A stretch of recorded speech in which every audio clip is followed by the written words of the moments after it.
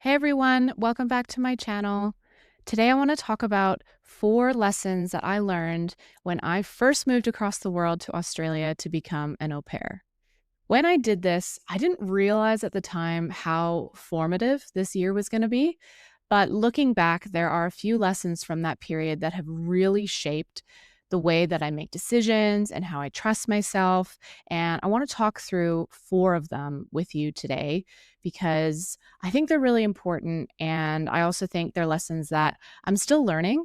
And things that have been really helpful for me to kind of pull back to the surface 9 years later and really dive into a little bit more. So, lesson number 1, you don't really know who you are until you move away from home. I grew up in the same town around the same people my entire life. So, the people that I knew and the people that I surrounded myself with, I had very familiar roles within these relationships. I knew who they knew who I was, and I had essentially a very kind of fixed identity simply by association, simply by the fact that I spent my whole life with the same group of people. And obviously, I moved through different phases of my life and I met new people in middle school and then in high school and then in college, but I still was kind of the same person. You know what I mean? It wasn't until I moved away from that that I started to go, oh, hang on a second, what's going on here? And this was when I was 21. So by this point, I had just finished my psychology degree, which I did in my hometown. So I was able to live at home and save some money that way. And I knew that I wanted something different. I was craving something different, but I wasn't exactly sure what I wanted to do. And my mom had been an au pair when she was younger. And so she suggested that to me. And I thought, why not? But I didn't really want to go to France because I was going to be, that's where she was an au pair, by the way. But I didn't really want to go there because I was going to be leaving right after Christmas and it was going to be hella cold in Europe. And I didn't want that. I wanted somewhere warm. So instead, I decided, let's go to the warmest place I can think of. And I ended up going to Australia. And when I got here, because I still live here, I moved into the house. So I went straight into living with another family because that's what it is to be an au pair. You're essentially a live in nanny. And so I thought, okay, well, I'm going to go from living in one home to living in another family home. And so it'll be a nice, easy transition for me. But I was mistaken. It was not easy. I mean, it was amazing and it was exactly what I needed, but it was a huge adjustment for me. I realized very quickly that, the system that I was brought up in is not the same system across every family, which is so obvious, but I think I needed to really kind of be dropped into a new environment to really understand that. And I had to get to a point where I needed to trust, my own instincts instead of having that external reinforcement from other people. I didn't really have that anymore because I was starting over. I was learning who I was and I was meeting new people and I was getting to know this family that I was working so intimately with. And I would say that this experience was really the beginning of me starting to trust myself because I think I grew up giving a lot of that trust away. Not maybe not giving it away, but letting other people kind of guide me in most of the decisions that I was making. And so I actually feel like I had a really hard time when I was still living in my hometown being able to make a decision just for me without thinking about how it was going to impact the people around me or what other people were going to think or um, was I going to upset someone or was I going to go against someone's expectations? And I don't think I had awareness of this. Obviously, I was a kid for most of this time, but it's just interesting to reflect on for such a large percentage of my life. There were these people that I trusted and I had an amazing upbringing and I had so many beautiful people that were guiding me. But I think because of that, I kind of outsourced my own trust into these people. And so then once that was stripped away, I was like, oh no, what do I do?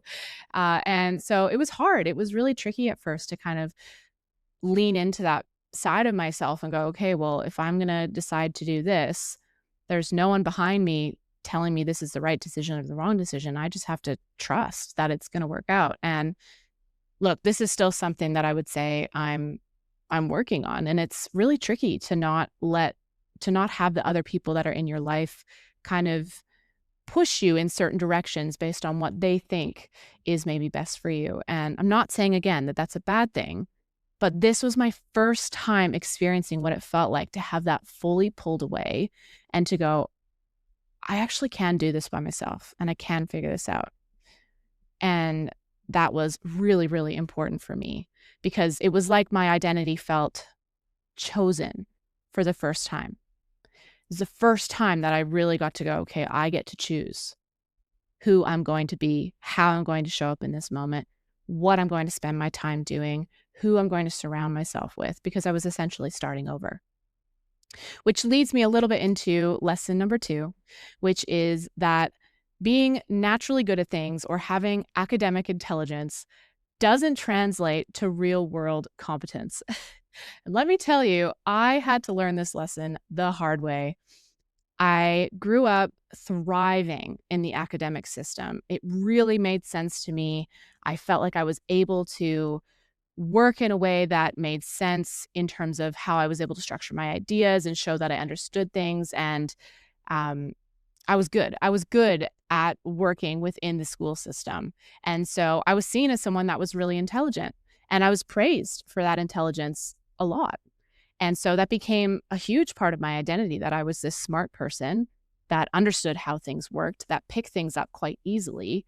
And at that point, that had been my whole life. Like I started school at 4, went all the way up until graduating at 17. Then I started college right away and did that for 4 years. And then as soon as I finished that, I hopped on a plane and moved across the world. And so looking back, it's very clear why I didn't have a lot of real world competence at that time. But when I first got to Australia, I had a very rude awakening, I think. And again, this had to happen, right? Like there was no way that I was going to get to the rest of my life without having this realization. So it needed to happen at some point. But it's just funny to kind of look back on it now and see how when I did kind of get into the real world, how I realized how much I didn't know. And in doing so, there were simple things that happened that I can own, simple things that I did that at the time, they're tiny mistakes, but they felt huge to me because I had lived in this environment where I did really well. And it wasn't that I didn't make mistakes, but I knew how to maybe hide them, or I knew how to kind of wrap them up in this identity of being smart and being academically driven. And so a few things that happened that I very distinctly remember, and apologies to my host parents for these things. But I remember one time I used to make meals for the family. And one time I was going out to meet up with some friends. And so I was quickly getting dinner ready and then I was going to leave. And so I had made spaghetti bolognese and I had finished the pasta, and it was all good to go. And so I let my host dad know and then I left. But what happened was that I actually left the pasta in the water. Like it was cooked, but I didn't drain it. I just left it in the water being like, oh, okay, well, he'll come out from what he's doing right away and strain it and then it'll be fine. But obviously he didn't, because even if it sat for like 2 more minutes, it would have gone mushy. And so I got a message from him later letting me know that I needed to take it out of the water, which I knew, but I think I was just distracted or whatever. Like I just wasn't thinking. It was so funny for me to think about that now. But another thing was the girls had their uniforms for school and I put them in the dryer, not realizing that certain clothes couldn't go in the dryer. And I shrunk them and I ruined them. And that was a really big learning opportunity for me. At the time, I really beat myself up for it though, because I was like, come on, I should have known this. But I mean, at some point in every person's life, you have to learn these lessons. And it just so happened that I learned them when I was working for someone else in their home. And so I think it's just really important to kind of think about how when you are in an environment where one part of you operates really well, that's not going to serve you forever. And you have to be able to just accept the fact that, you know what, I made some stupid mistakes and I learned from them. I mean, I've never done that again with pasta. I've definitely never left it in the water.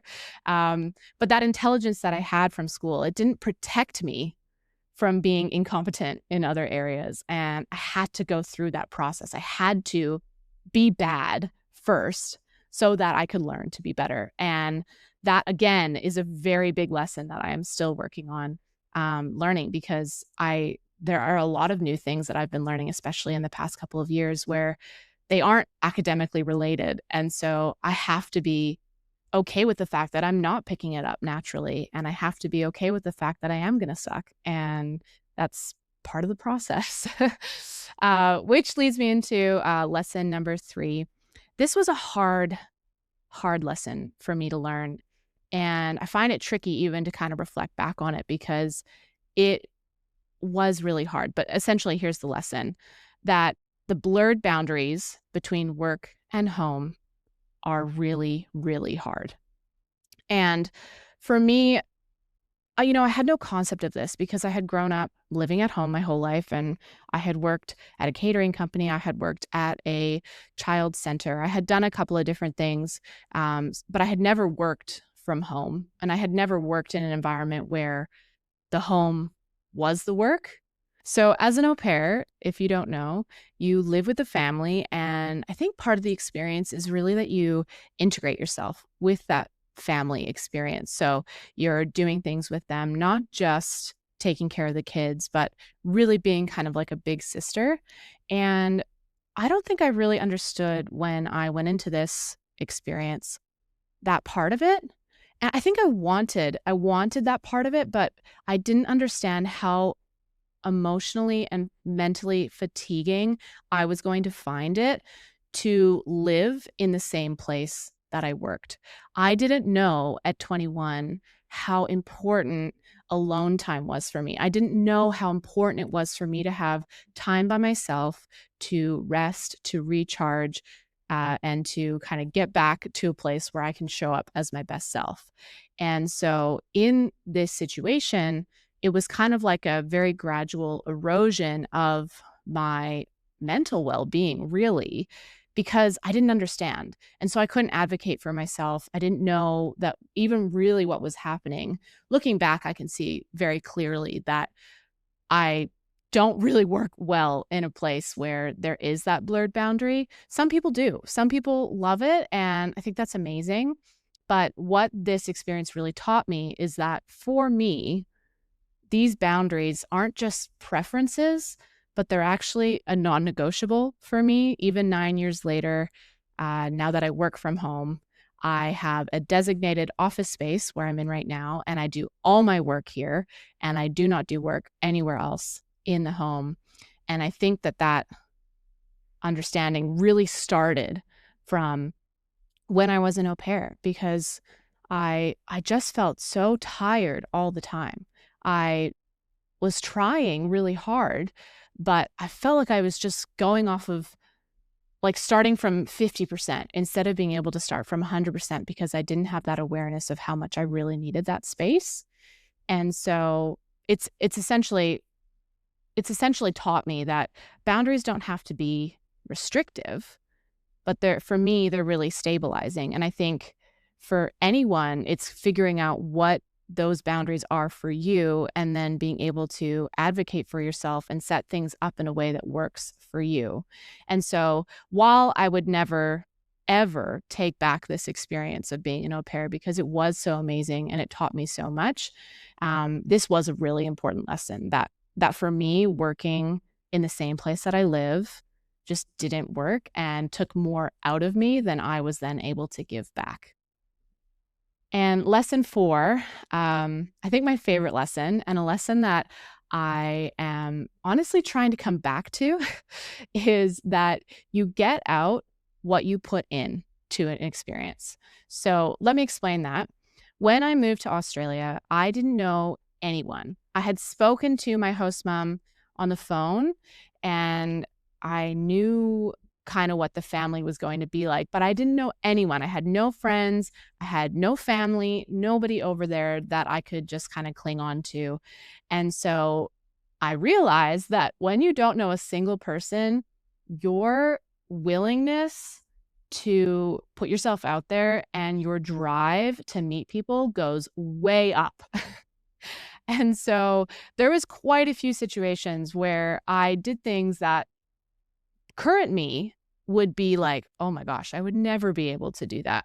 One of my favorite stories where I did this was when I was on the bus coming back from Bondi, and I saw this girl on the other side of the bus that was wearing a University of Alberta hat. And for those that don't know, I'm originally from Alberta, Canada. And so when I saw this, I was like, "Okay, if we're still both on the bus by the time we cross over the harbor bridge, I'm going to say something." And sure enough, this happened. We were both still on the bus. And before I could stop myself, I literally yelled, "Hey, are you from Alberta?" And not only was she from Alberta, but we ended up talking. We got off on the same bus stop. We realized that we lived less than 5 minutes from each other. We were both au pairs. Our kids that we were taking care of went to the same school. And so we were basically living the exact same life just down the street from each other. We ended up becoming really good friends. We spent so much time together that year, and we even ended up traveling Southeast Asia together for 4 months, and I'm still in contact with her today. She was at my wedding.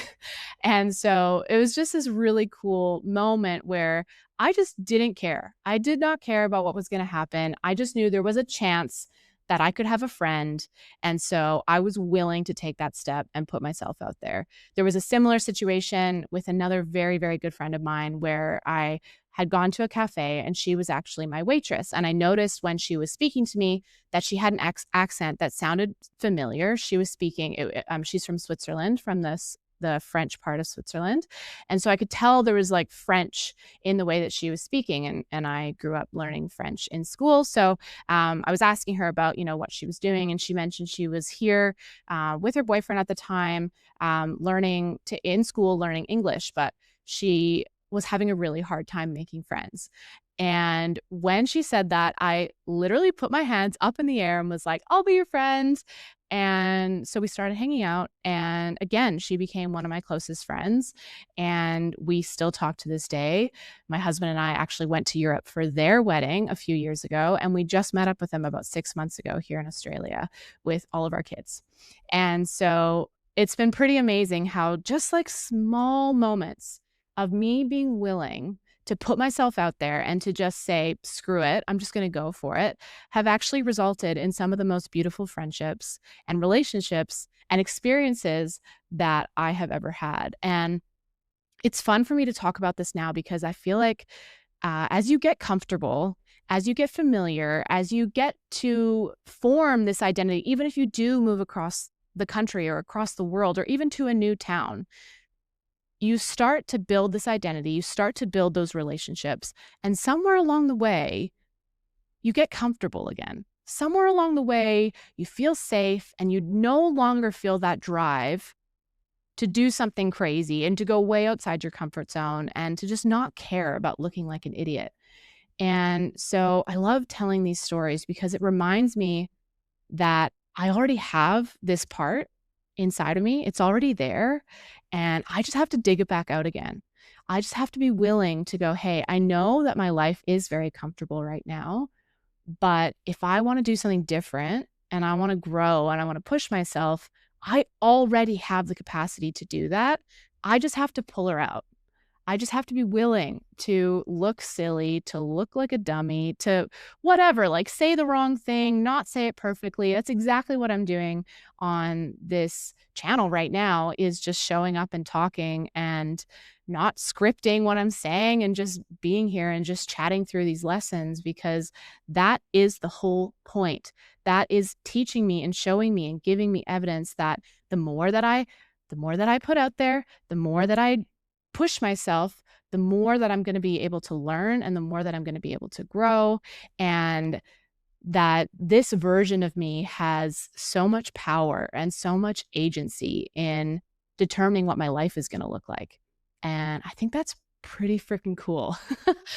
um, so these opportunities, they don't come from just like sitting and doing the same thing every single day. These opportunities where I made these friends, they came from the effort. They came from me doing something differently. And so this courage that I had then. I think, like I said, it kind of withered away a little bit as I got comfortable, as I kind of, established my life here. But I can dig back in and pull that out, and really that courage compounds over time. The more that you do it, the more that you put yourself out there, the more evidence that you give yourself that you can do it, and that it's just a matter of basically saying to fear, or saying to whatever the thought is in your head, is like, "Hey, thanks for being here. I appreciate what you're doing. I'm gonna keep moving though. Do you wanna come with me, or do you wanna stay here?" And then just letting the thought go, whatever it is, because the life that you want actually lives on the other side of those thoughts, and that's what I learned in those moments, because otherwise I probably never would have yelled across a bus, but I did, and I have an amazing friend from that experience, and so I wanna keep doing that. I wanna keep showing up for myself, because that's the whole point. That is the process, and so that's the 4 lessons. And I really didn't know it at the time. I really did not know it at the time, but that year was the starting point for rewiring how I live now. And these weren't lessons that I learned intellectually. They weren't like, I wasn't thinking about them in a meta kind of way as I was going through them, but they were lessons that I lived through and that I lived into. And looking back on it now, I can see how much I grew through that experience, and how much my self trust was built through having these experiences and being willing to just be okay with not knowing what was going to happen and just doing the bloody thing anyway. So that is it for today, you guys. I hope you have a great rest of your day, whatever you are doing, and I will catch you on the next one.